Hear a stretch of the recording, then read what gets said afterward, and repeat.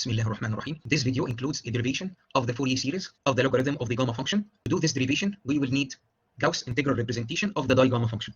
To derive this integral representation, one way is to start with the series expansion of the exponential integral.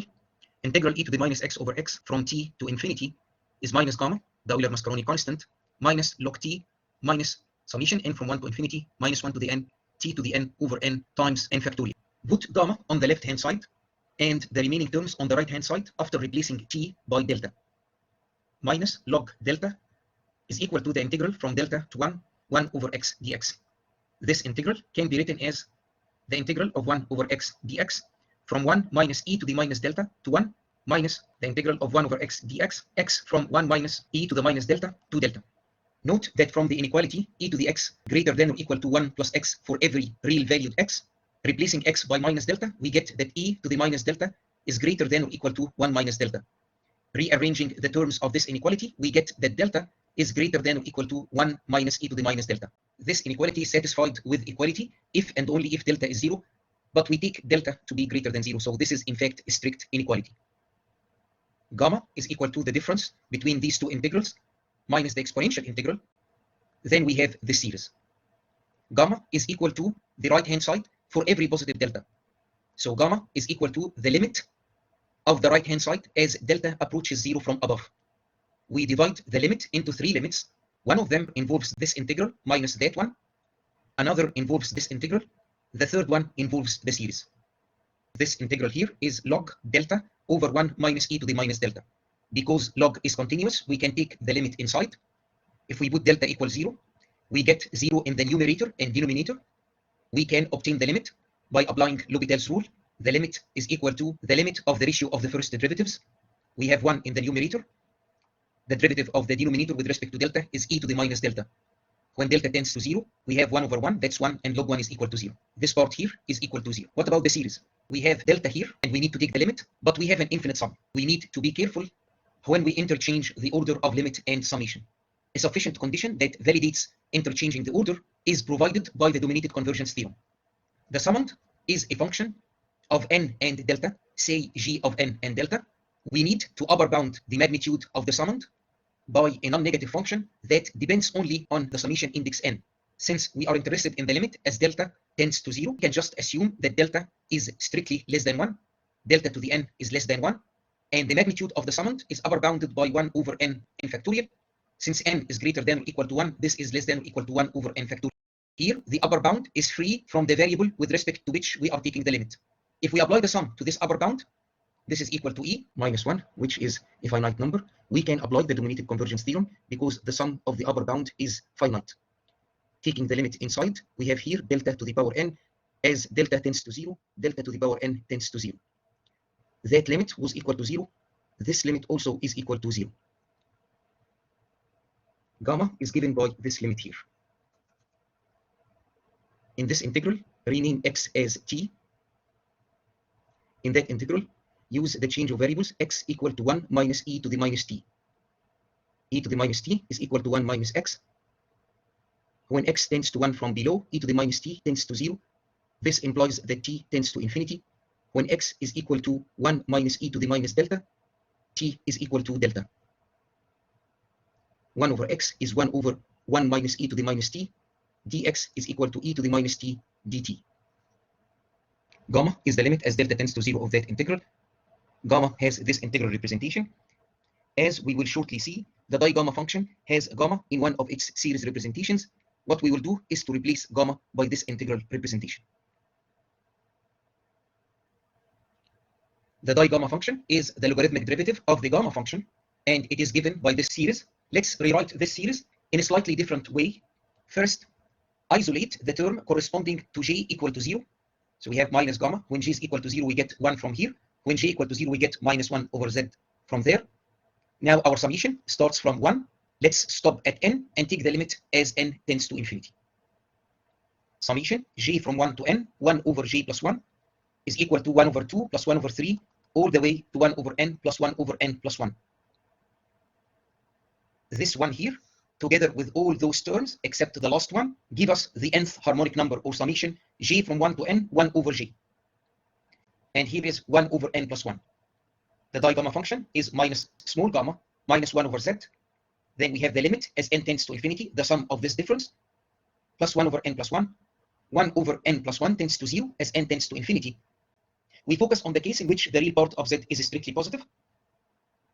1 over j is written as integral from 0 to infinity e to the minus jt dt. 1 over j plus z is written as e to the minus, between brackets, j plus z times t dt. This 1 over z can be written as integral from 0 to infinity e to the minus zt dt. We have a finite sum and an integral, so there is no problem in switching the order. The first sum is a geometric series. From here, we can take e to the minus zt as a common factor. We sum the geometric series. Take minus 1 inside the integral and write this minus 1 as e to the minus t minus 1 divided by 1 minus e to the minus t. Psi of z is equal to limit as n tends to infinity minus gamma plus we have integral from 0 to infinity dt. Downstairs we have 1 minus e to the minus t. Upstairs we have e to the minus z plus 1 t minus e to the power minus zt. We have plus e to the minus t minus e to the minus n plus 1 t. Then these guys give us e to the minus t times z plus 1, which is this term here, and there is a minus sign, so this term goes away. And we get the exponential e to the minus, between brackets, n plus 1 plus z, then t. On the first page, we have derived an integral representation for gamma. Let's make use of it. So minus gamma is given by this integral here. Note that we have minus e to the minus t and plus e to the minus t. These go away. We have 3 exponentials here. 2 of them have n. The third one does not depend on n. Take it with this e to the minus t over t. We now have this integral, which does not depend on n, and we have this integral which depends on n. This is the integral representation of the Digamma function, because the limit of this integral as n tends to infinity is equal to 0. The last step in the derivation is to show that this is indeed the case. Consider the function g of t, which is equal to 1 over 1 minus e to the minus t. This function is strictly decreasing because its first derivative is strictly negative. Because 1 over 1 minus e to the minus t is strictly decreasing, for t greater than or equal to 1, 1 over 1 minus e to the minus t is less than or equal to 1 over 1 minus e to the minus 1. The magnitude of 1 minus e to the minus zt by the triangle inequality is upper bounded by the magnitude of 1, which is 1, and the magnitude of e to the minus zt, which is equal to e to the minus t times the real part of z. The real part of z is assumed to be strictly positive. This exponential is less than 1. The numerator here is less than 2 in magnitude. This part of the integrand is less than or equal to 2 over 1 minus e to the minus 1 in magnitude. This is when t is greater than or equal to 1, but our integration is from 0 to infinity. There is an apparent problem in this ratio as t tends to 0. If we put t equal to 0 upstairs and downstairs, we get 0 over 0. However, as t approaches 0 from above, we have a finite limit, which as usual can be obtained via applying L'Hopital's rule. The limit is equal to the limit of the ratio of the first derivatives, which is z e to the minus zt over e to the minus t. As t tends to 0, those exponentials become unity, and the limit is equal to z.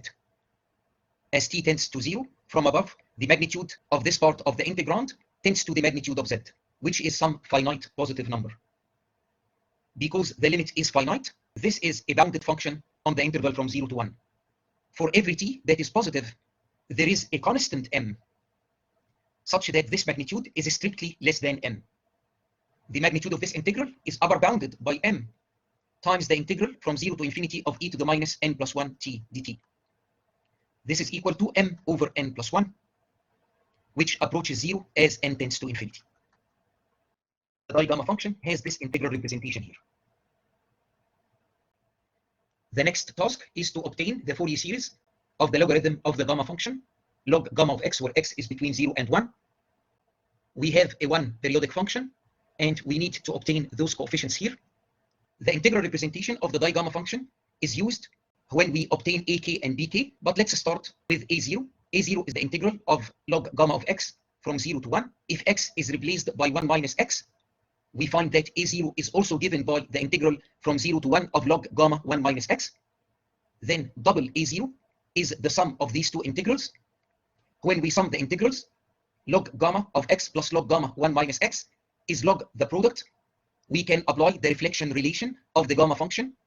Gamma of x times gamma 1 minus x is pi over sine pi x. We can write this logarithm as log pi minus log sine pi x. 2a0 is log pi minus the integral from 0 to 1 of log sine pi x. Let's call this integral alpha. Note that sine pi x from 0 to 1 is a function that is symmetric about x equal to 1/2. Alpha is equal to the integral from 0 to 1/2, and then we multiply by 2. I renamed the dummy variable of integration as y. Let's do the substitution. Y is equal to x over 2. When y is 0, x is 0. When y is equal to 1/2, x is equal to 1. 2 dy is equal to dx. We get this integral here, but now this y is changed to x over 2. This is also alpha. If we replace x by 1 minus x, we know that sine pi over 2 minus theta is equal to cosine theta. Thus we get cosine pi x over 2. Alpha is equal to this integral here. Write down sine pi x as 2 times sine pi x over 2 cosine pi x over 2. This logarithm is log 2 plus log sine pi x over 2 plus log cosine pi x over 2. When we integrate, we get log 2, and then we have the integral of log sine pi x over 2, but this is alpha. Then we have the integral from 0 to 1 of log cosine pi x over 2. That's another alpha.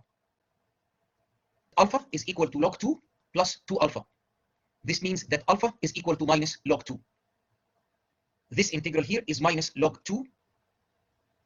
2a0 is equal to log pi plus log 2. a0 is log 2 pi times 1/2. ak is the coefficient of cosine 2 pi kx. ak divided by 2 is given by this integral here. We can write down cosine 2 pi kx dx as d sine 2 pi kx over 2 pi k. We do integration by parts. We need to investigate the product as x tends to 0 from above and to 1 from below. Then we get minus over 2 pi k, the integral from 0 to 1, sine 2 pi kx, derivative of log gamma of x. And this is the Digamma function. Before tackling this integral, let's resolve the limits. There is no problem if x tends to 1. Sine 2 pi times an integer, that's 0. Gamma of 1 is 1 and log 1 is 0. The limit as x tends to 1 is 0. What about the limit when x tends to 0 from above? The sine function tends to 0, but limit gamma x as x tends to 0 from above is infinity. Multiply and divide by x. Sine 2 pi kx over 2 pi kx tends to 1 as x tends to 0. We need to obtain the limit of x log gamma of x as x tends to 0. Rewrite this product as log gamma of x divided by 1 over x. Both the numerator and denominator grow without bound as x tends to 0. We can apply L'Hopital's rule. The derivative of log gamma x is psi of x. The derivative of 1 over x is minus 1 over x squared.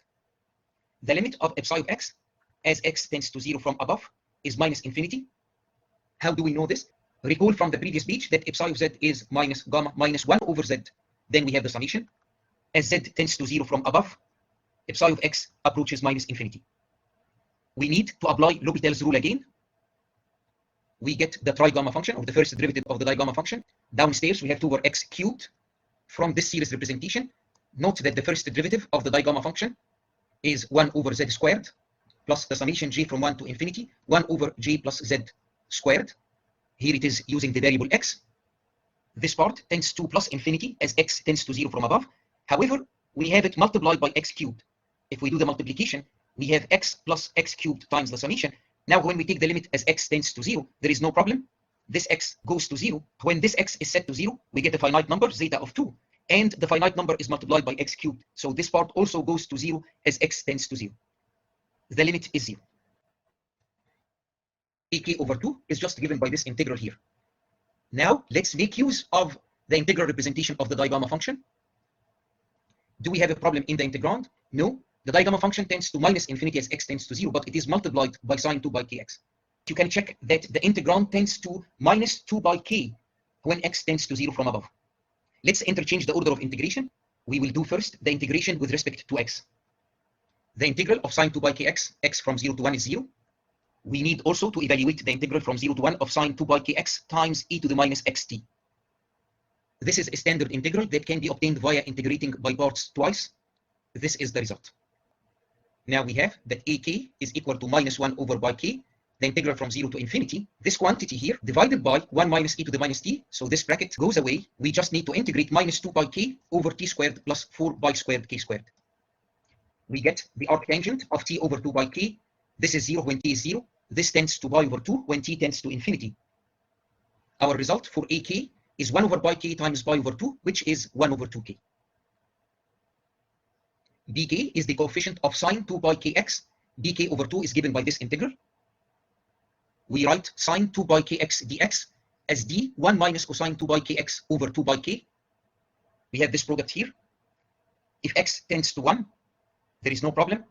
1 minus cosine 0 is 0, and log gamma of 1 is 0. But we need to be careful when we compute the limit as x tends to 0 from above. We multiply and divide by x squared. Applying L'Hopital's rule a couple of times, we get that the limit is equal to 0.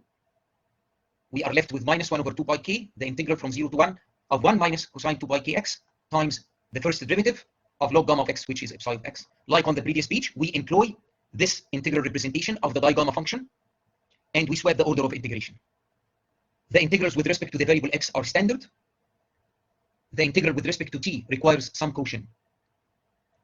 We have t downstairs here, and the antiderivative of this part is 1/2 log t squared plus 4 pi squared k squared, but this tends to infinity as t tends to infinity. I will make the integral from delta to a. Then we take the limit as a tends to infinity and delta tends to 0 from above. This integral here is from delta to infinity e to the minus t over t dt minus the integral from a to infinity e to the minus t over t dt. This is the exponential integral e1 of delta minus e1 of a. When we integrate minus 1 over t, we get minus log a plus log delta. And the integral of this part is 1/2 log a squared plus 4 pi squared k squared minus 1/2 log delta squared plus 4 pi squared k squared. This part here does not depend on a, and as delta tends to 0, this tends to minus 1/2 log 2 pi k squared, which is minus log 2 pi k. There is no problem here. These two terms do not depend on delta, but they depend on a. So let's take the limit as a tends to infinity of 1/2 log a squared plus 4 pi squared k squared minus log a. This can be written as 1/2 log a squared. We can combine the two logarithms to get log a squared plus 4 pi squared k squared over a squared. Log is continuous. To take the limit, we can take the limit of the argument of the logarithm. The ratio that we have here tends to 1 as a tends to infinity, and log 1 is 0, so this limit is 0.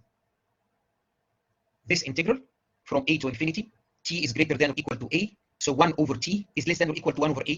The integral of e to the minus t from 0 to infinity is 1. e1 of a is upper bounded by 1 over a, which tends to 0 as a tends to infinity. Now we have these two terms. Recall that e1 of delta is minus gamma minus log delta minus summation n from 1 to infinity minus 1 to the n delta to the n over n factorial. If we add log delta, this term goes away. Near the beginning of this video, we obtained that this series tends to 0 as delta tends to 0. We are left with minus gamma. Thus bk is equal to minus gamma minus log 2 pi k over minus pi k. This is bk. And this is the Fourier series of log gamma of x, x between 0 and 1.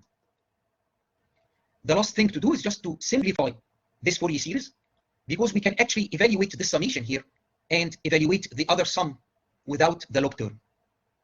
Log 1 minus alpha e to the minus x has this expansion. Recall that log 1 minus z is minus summation k from 1 to infinity, z to the k divided by k. Here z is alpha e to the ix. This is the series that we get if we have e to the minus ix. If we add, we get the logarithm of the product. If we multiply these two brackets, we get 1 alpha e to the ix times alpha e to the minus ix. That's alpha squared. Then we have minus alpha e to the ix minus alpha e to the minus ix. these two guys together give -2 alpha cosine x. When we add this series and that series, we have the sum of these two exponentials, which is 2 cosine kx. Look at the sum here and the sum that we have in the Fourier series of log gamma. In this identity, put alpha equal to 1, replace x by 2 by x. The right hand side becomes minus summation k from 1 to infinity 2 cosine 2 by kx divided by k. The right hand side becomes log 1 plus 1 minus 2 times 1 cosine x is replaced by 2 by x. This is log 2 minus 2 cosine 2 by x 4 sine squared by x. This summation here is equal to 2 log 2 sine by x. This term in the Fourier series is this quantity here if divided by -4. This part in the Fourier series is -1/2 times log 2 sine by x. What about the summation involving sine 2 by kx? Consider the one periodic function f of x. So f of x plus 1 is equal to f of x for every x in R. F of x is specifically 1/2 minus x on the interval from 0 to 1, like this. This is an odd function, so its Fourier series expansion has only signs. The coefficient of sine 2 by kx is 2 times 1 over 2k pi. When x is between 0 and 1, 1/2 minus x is summation k from 1 to infinity sine 2 by kx over pi k. If we take this gamma outside, we get gamma summation k from 1 to infinity sine 2 by kx divided by pi k. And now we know that this is equal to 1/2 minus x. We can also split this logarithm to log 2 plus log sine by x. This is the final form of the Fourier series of log gamma of x, x between 0 and 1.